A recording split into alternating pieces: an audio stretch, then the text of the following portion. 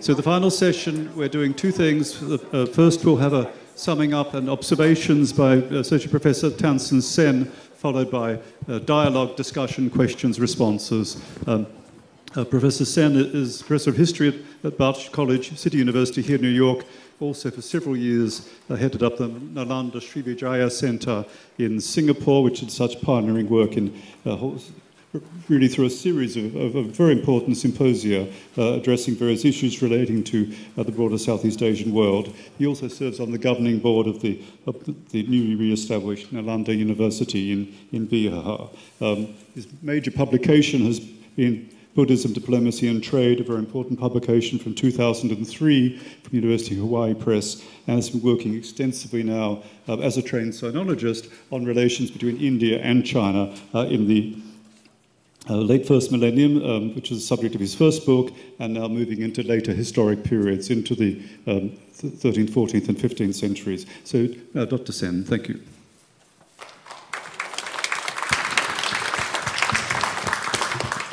I'll join all the speakers to first thank John for organizing the exhibition and the symposium today. When I was in Singapore, did organize a number of things, including in 2007, a conference very similar to this, but at a larger scale, about 50 participants, some of them present here, participated and spoke. That was just a year after Sheldon Pollack published his now famous book on cosmopolitanism and how South and Southeast Asia were linked, or perhaps not linked. It has been many years since the ideas of Indianization that Professor Brown spoke about, the Greater India that he also mentioned, where the Indian scholars were trying to bring in Southeast Asia as part of Greater India. Professor Pollack published his work in 2006, and perhaps this marks another event in our study and knowledge of the relationship between South and Southeast Asia. The term Indianization perhaps will not go away, as you heard from the last speaker, that we are dependent on that word. The images are so powerful. The names are Jayavarman, sounds Indian. The languages are Sanskrit and Pali. I don't see any Chinese influences there, so we can't, unfortunately, call it Sinicization of Southeast Asia. We have to come up with some other way of perhaps looking at what happened in Southeast Asia. What I'll do is talk about three things that perhaps will sum up quickly what was presented today, and then a fourth issue that I hope people here could respond to, in addition to the questions some of you have already given us. John and I will moderate the questions later on. The first aspect was very clear, that is pertaining to the exhibition that we have here, is the importance of images. My own research is the field of India-China interactions, or I would call it Indianization of China, perhaps, where the images are quite powerful. There are many texts, there are many inscriptions, but images do play a very important role in the spread of Buddhism to China. They were transmitted in different forms. They were modified, localized, as you may call it. They changed, and they were passed on from China to other places in Japan and Korea. So in Southeast Asia, images also play an important role. That was very clear in today's presentation. Professor Hiram Woodward mentioned the fact that they are multi-layered. Rightfully so, there are artisans involved. We didn't talk much about the artisans involved, but there was also a network of artisans that were moving around. There was local factors, there were foreign factors, all came together. And we also heard that the images could perhaps tell us, even though there are no texts, perhaps what kind of Buddhism was practiced in Southeast Asia. They are perhaps important sources for us to understand how people accepted these doctrines that were coming in and how they modified it. So images are powerful tools, sources for understanding perhaps what was happening in Southeast Asia. About Buddhism, about Hinduism, their connections to text. This was also mentioned, although there are no texts as such, but there are Indic texts, there are Chinese texts, they were related to these presentations today. So even though texts may not have been present for the speakers today, they were related to from both India and China. The second important issue is connected to writing and inscription. I think Arlo's presentation, as well as Peter Skilling's presentation, spoke about various kinds of inscriptions and writings. They are found in various kinds of objects, artifacts, reliquaries, and stones. And the languages used are very different, Sanskrit or Pali, but the scripts are also from different parts of India, and they are also local scripts that are available. So it makes then the study of Southeast Asia through archaeological artifacts very complicated issues, particularly the different scripts. What does that mean, that scripts are coming in from different parts of India? It actually indicates perhaps connections to different regions of India, North India, South India, West India, Eastern India. That would perhaps indicate the reason why there are different kinds of scripts in different parts of Southeast Asia. There are problems that was highlighted as well in many of the presentations: dating of images, dating of scriptures, dating of writings. These are some of the very important factors that perhaps if we are going to do Southeast Asia in more detail in the next 10 years or 15 years, these are some things that we have to look into. There are sources from different parts of Asia, from China, from India, and there are Arabic sources from the later periods. Those need to be also considered when looking into the history of Southeast Asia and its connection to South Asia. Many of the sources that talk about the connections between South and Southeast Asia are actually in Chinese. And the catalog, which is wonderfully produced, has a chapter, as Peter Skilling pointed out, by Jeff Wade, which translates some of these Chinese sources. Let me make one point about the larger framework for this that was referred to but perhaps not discussed in more detail. Connections and networks. Networks was mentioned twice, I think, political networks and trading networks, which I think are very important. That's what I study, the networks that connected various regions of Asia in particular. There are multiple contact points that what we find looking at various networks, that the connections are between different places. They are not even. They are not unidirectional. There are multiple directions. Things move back and forth between regions. Things are passed on from one place to another. So the sharing or influences, whichever you might want to use, has a broader context. It is not limited to one region. And it is passed on, perhaps at the same time that we find in India-China interactions backwards. Things from China go back to India in many cases. So these are some of the important factors that we have to consider when we are looking at perhaps Southeast Asian interactions and what happened in South Asia. So given those brief remarks, there are some of the important issues I think needs to be addressed, and in addition to the questions that you have given us, I would like to first ask the speakers what exactly was the role of Southeast Asia in the networks and the connections in Asia. If things were coming into Southeast Asia, were there things going out of Southeast Asia? If things were being locally produced, are there evidence of things going back to India, going to China? If they were, what were these things? If they were not going, what was the reason for that not happening? Because networks and circulation of things go back and forth in different directions. Why was it so limited within Southeast Asia? The pre-early period, if the early period here is between 500 and 800, there are evidence from Vietnam, northern Vietnam, about Sogdian traders being settled there. There's certainly a land-sea route connection that links South Asia to China through what perhaps is considered Southeast Asia, and that term itself is problematic. So if you don't use Indianization, perhaps we should not also use Southeast Asia, which is a 20th century term. So where does that part come in, the northern Vietnam part, which is between Indic and Sinitic? How much of it is Southeast Asia? Can we perhaps talk about that region? The role of Southeast Asia and eating the Chinese monk was mentioned a number of times here. One thing he says in his book, that if somebody wants to go to India from China, he should spend time in Southeast Asia learning Sanskrit. What does that mean? Were there schools in Southeast Asia teaching Sanskrit? Was that an important role of Southeast Asia in connecting China and India? We should also remember there were ships from Southeast Asia that were ferrying people and goods between China and South Asia. So what was the role of those mercantile networks that were emitting from Southeast Asia? Were those ships carrying these kinds of images back and forth?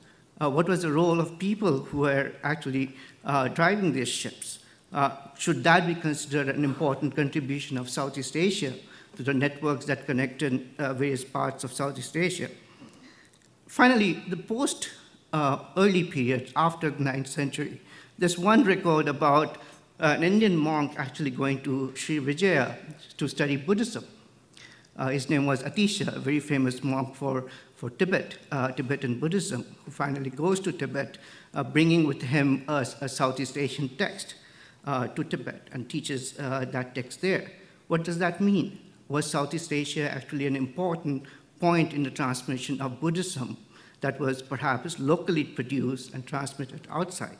So I think those are the questions I'll ask the speakers to perhaps tell us what is the role of Southeast Asia in the larger Asian context. What we have heard today is things coming into Southeast Asia. I think I would like to hear what was going out of Southeast Asia, and that's where we'll perhaps start with John, asking some of the questions as well. Thank you. So I'll stay here, and John will ask some of the questions, right? Thank you, Tansen. Yes, we have 4 questions from the floor. Thank you, folks. I'm going to field these to people I think most appropriate. So a question for Professor Woodward. Someone has requested, is there any information that pertains to artisans and workshop practices from this period, particularly in the, I guess, probably in the Khmer or Thai context?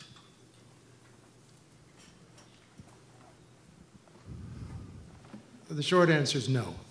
But of course, you can pick up bits and pieces from inscriptions, but not anywhere near as much as we'd like. And indeed, of course, we have been conducting surveys here through our Scientific Conservation Department of quarry sites in Cambodia and sampling material from the landscape and doing geological comparisons with provenance objects, together with the recent work that's been done by the Sydney team on workshop practices and the identification of a couple of workshop sites. When I did some surveying with our science geologist here in Cambodia about 5 years ago, looking for quarries, we also found evidence of production sites, unfinished works lying in the landscape nearby to the quarries. So it was clear that they were roughing out the image at the quarry site for transportation, presumably to the temple site, where it would be finished. So staged production. So there are little bits of information. Whilst we have no names, we have no catalogue of artists as such. Catalogue raisonné of Khmer artists, no, we don't have that. But there are some bits of information we can put together, I guess. If I can add, again, in Chinese sources, there are actually mention of painters and artisans coming with Indic names.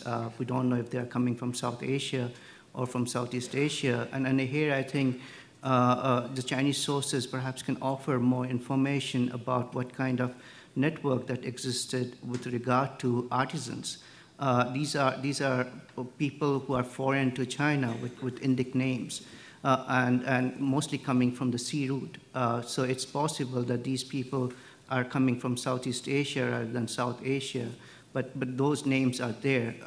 But perhaps in some of the artifacts, there are names of artisans. Have we found any of those?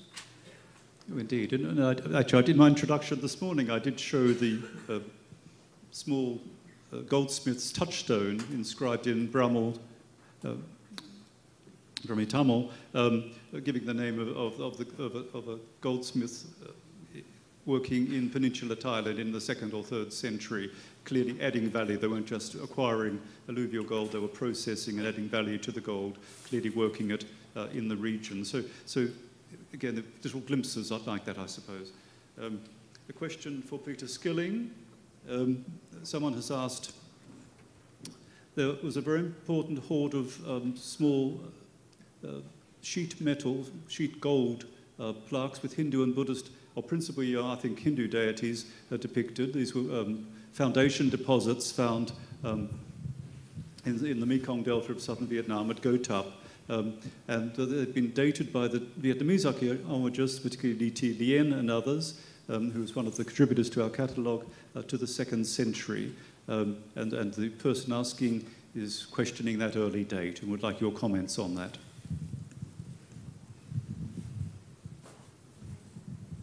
Sorry. I'm sorry because that's outside of my own field and I can't comment on it all. It sounds very interesting, especially if they are inscribed. But perhaps well, that was wondering if they were parallel inscriptions. I think some of them have a few characters, but talismanic phrases, that sort of thing. But the date sounds rather early to me in general, but I don't know about them. I haven't seen them, so sure. I can't really comment. Thank you. Question for Pierre Baptiste.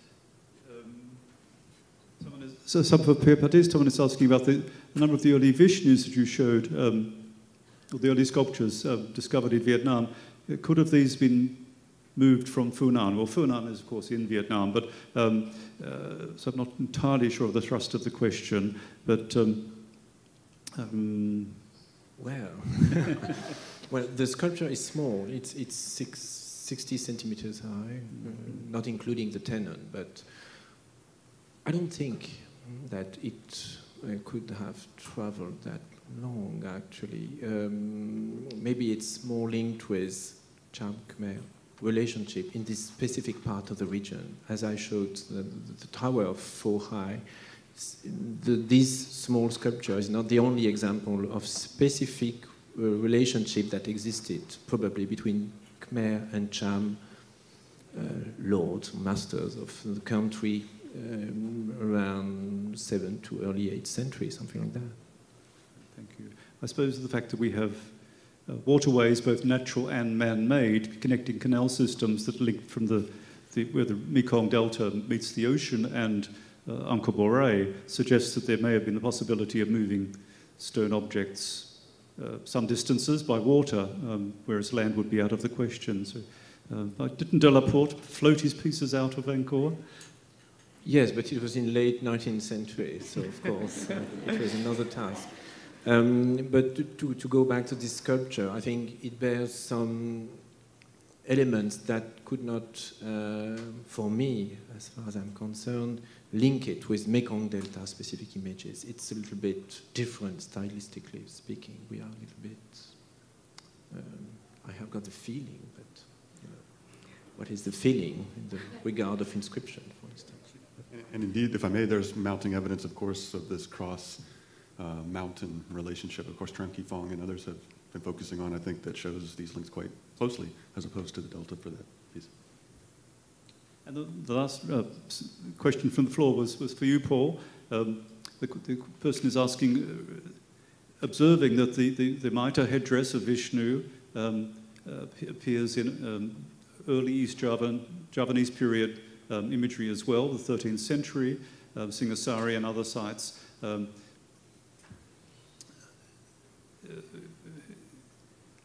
I think the question relates to does this imagery migrate in some way from the early imagery of West Java to the east? Is there a continuity of image making there? There's continuity, but there's a big lapse as well. Well, indeed. Maybe a reconstitution of some sort, but certainly there's mitered Vishnu images that we have from Indonesia as well, and there's the more recently discovered one from Bali that you in the catalog. There's the two mitered Vishnus from Chibuaya we were discussing earlier, and then we have certainly Vishnu images in the Central Javanese period, but this distinctive kind of cylindrical mitre there is a lapse. I don't know why. I think that's a separate matter to some extent from the mainland development, and it may indeed ultimately go back to the kind of networks that we're thinking about and what kind of relationships were re-emerging. East Java had very particular cultural relationships. Shiva, Tantra, interesting, complex questions, but I think it deserves to be treated separately and individually. I think it's a localization of its own. Some continuity, but not an influence from the mainland, if that's the question. I don't see that. In addition to the question about whether sculptures are made where they are found or made somewhere else and moved, I'd simply like to add that the Metropolitan Museum of Art now is a center for geological identification with the work of Federico Caro in the Conservation Lab and with the support of John Guy. And so there's a chapter about that in the catalog, but that work is just beginning. And when it grows and develops more and more, the whole geography of this period may end up getting altered.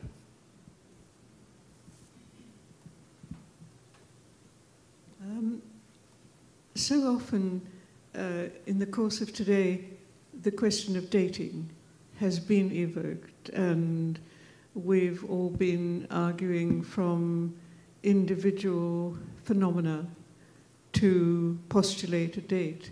But I would like to make a more general and basic point, and that is that it's a truism in archaeology, and I think for art history this also applies, that we never find the beginning of anything. That by the time any object is going to survive in the record of material evidence, it must have become widespread. So I would like to say that the dating of this exhibition, 5th to the 8th century, which in itself is groundbreaking in making everybody aware that the great civilizations of Angkor, Pagan, and Borobudur had antecedents in small city-states and kingdoms with nonetheless very flourishing cultures. They too had their antecedents, and that the beginnings of these flourishing civilizations have to be thought of as preceding by centuries the starting date of this exhibition. Thank you, Jenny. I think that's an extremely valid point, and in fact one I do make in the introductory chapter to the catalogue.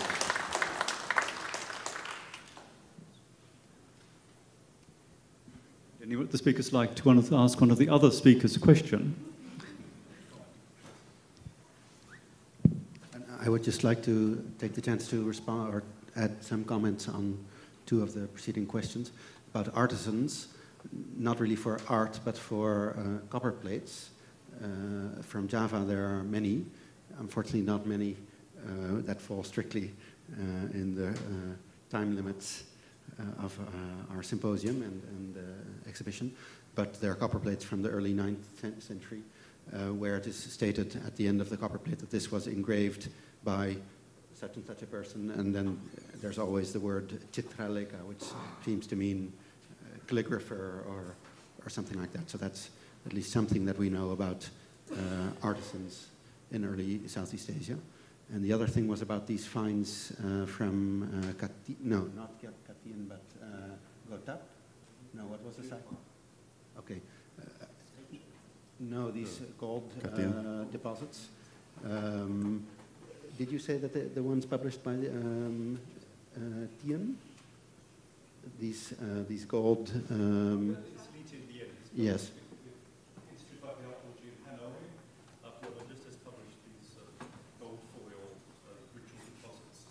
Which I think resemble a lot those found at Katian. Yes. So I think I've seen some photos. Yeah. I mean, I think what I've seen on them for letters indeed would be more like 6th century than. Yeah. But Arlo, they would be taking these art people who are writing these. They're also having Indic names, right? Or do we know who are the literate people other than the elites who may be copying the reliquary, the golden leaf, whoever who is writing the script? these are not elite members of the royalty, but perhaps artisans who are literate, right? Yes, but I don't think on those gold leaves we have names of people who... But the copper one that you were mentioning. Yes, they have... no, I don't think they have Indic names, but I think they have Javanese names. Mm. But, I mean, names, people could have local names and Sanskrit names, so I'm not sure we can always derive a lot from names of people. Yeah, I'll say a few comments on the artisan issue. You know, people say, were there Indian artists working in Southeast Asia? You got to understand that an Indian artist working in Southeast Asia is going to be making an Indian object. They're not going to be making a Southeast Asian object. They make an Indian object. And so that is a problem because we don't have any Indian objects in Southeast Asia. So it's a big problem, a big problem. The second thing is with artisans and metal objects, finding, you know, what we want to call an atelier or a major place in which these are being produced. I think a lot of us are thinking today that there weren't any. That's why we haven't found them. Because the actual metal production was done in the villages by the itinerant artisans. They weren't making them in a central place and then selling them out. They were making them by going actually to and just you know, getting a pot and melting the metal and producing a masterpiece and then going on to the next place. So that's why we don't have any ateliers. That's why we haven't found any. That's at least with the metalwork, and that also explains why so much of this we call Srivijayan art or whatever is scattered, helter-skelter over the landscape, all up the peninsulas into Thailand and Sumatra, and bits and pieces, particularly small objects. So, I mean, you think, oh, you have to have some master artist and all, but apparently the thinking, at least my thinking, is that no, you didn't. You could have just somebody coming into a village and producing an object or two objects and going to the next village. And so we don't have these ateliers that we're trying to find. I think that's a very good point, Bob. And what looks at the role of Nawari artists in Tibet, for example, itinerant, working monastery to monastery. However, it is more complex. We do have evidence from the mid-10th and 11th century of the shipwreck cargoes from the Java Sea. 3 cargoes now dated to that time frame, which contain 2 significant objects for our discussion. One is a collection of scrap metal for recycling, broken temple lamps and such like, broken talam and lamps and ritual plates and so on. And the other is Vajrayana Buddhist imagery and Vajrayana Buddhist ritual utensils, Vajra, Ganta, and so on. They're in a style which we would always associate with Java. They were on a vessel which unquestionably was sailing to Java. The issue being they were made in another place and imported as a bulk cargo. They exist in many, the numbers are significant, on a shipment into one of the North Coast Java ports to service, no doubt, the temples of central Java. So other things were happening as well. And my theory would be that my suggestion that these ritual utensils were made in foundries probably associated with the great monasteries of southern Sumatra. And just as we know there were bronze casting foundries at Nalanda and elsewhere in northeastern India, it's quite likely that these monasteries around Palembang and so on also supported metal casting workshops. Perhaps it is more complex. And I'd like to mention also the presence of an atelier in the Royal Palace of Angkor, actually, the northern part of it. I know, but you guys are way late. Well, I'm talking about the initial. I'm talking about 6th, 7th, and 8th centuries. Yes, as you go on, you're going to, I'm sure, have places that are producing metal images. But the early ones, the Srivijayan material, no, we don't have any. We never found any ateliers for the 6th, 7th, 8th century. So you're talking about later. And then there's all this movement frame. with the metals and all with the ships, and yes, we're in another ballpark there. Yeah. John, I think last question. Yes, we have one more. I think given the time factor, we should treat as the last question. And maybe I'll address this to... Who should I address this to? Arlo. I think possibly to Paul again, if I may. It's to do with the Pallavas. So the Pallavas who preceded the Cholas in South India, especially Tamil Nadu. What role do the Pallavas play in Southeast Asian sculptural influence? And where is Pallava script found? Where did the Pallavas come from before Tamil Nadu? There's a complex of points there. Arlo could probably help me with talk this. about sculpture, perhaps Arlo can comment on the script. Would you like to talk script? I can talk statues. Okay.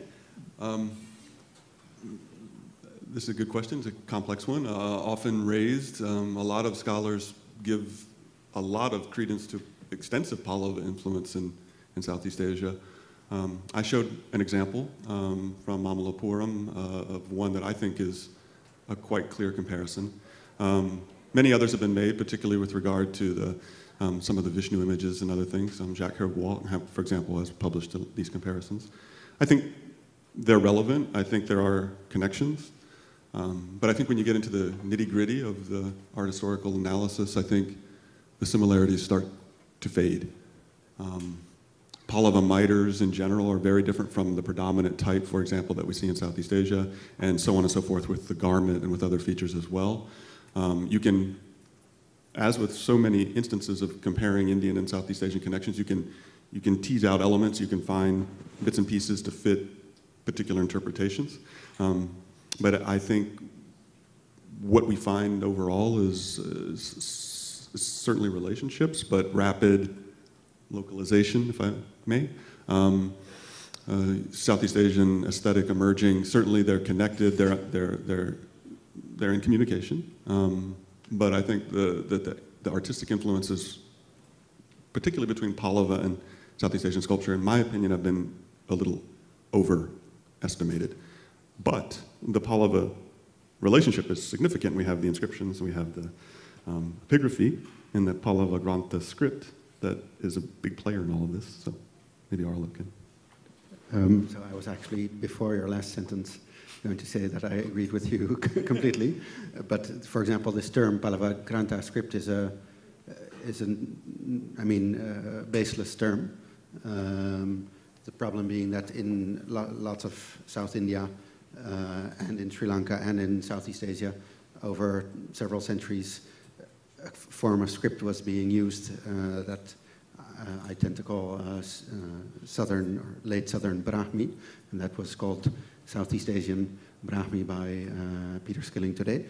And to avoid the word Pallava. Yes. And that nobody, there's no specific reason for blaming it all on the Pallavas, whereas also the Chalukyas and other people were using the same kind of script, and nobody has made a very detailed analysis of what classifications one could make possibly in those various scripts that look very similar. So as long as nobody has made such a detailed analysis, I think we could really, we cannot be more precise than say something like Southern Brahmi. And then as far as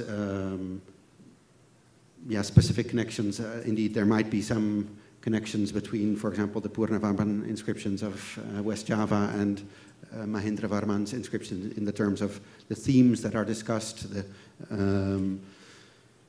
But they are not, we have absolutely no evidence of early Pallava, of a direct role played by early Pallavas in Southeast Asia, or of early Southeast Asians playing a direct role in South India.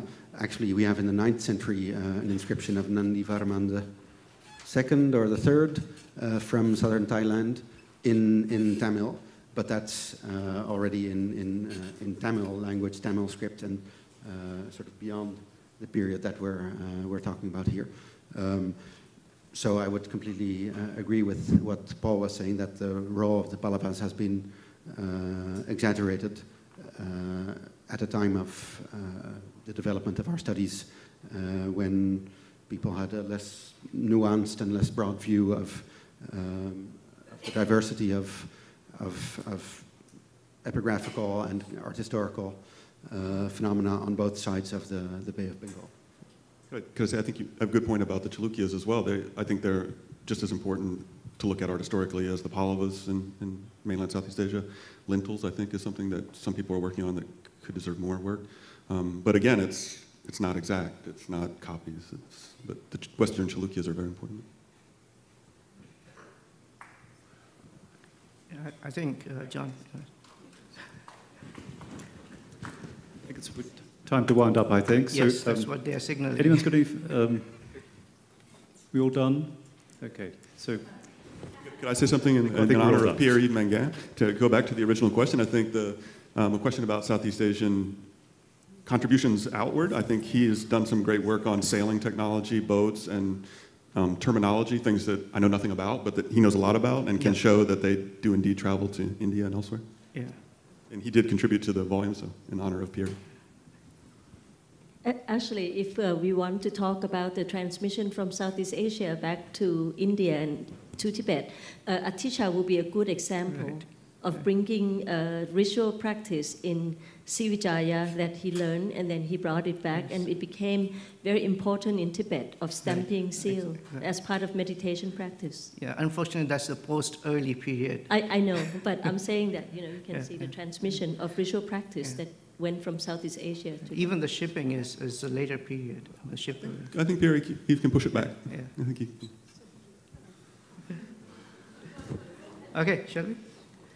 You want to thank everybody? So I think we're done. We were improvising there, so it's just to thank all the speakers for the day and thank the audience. Thank you.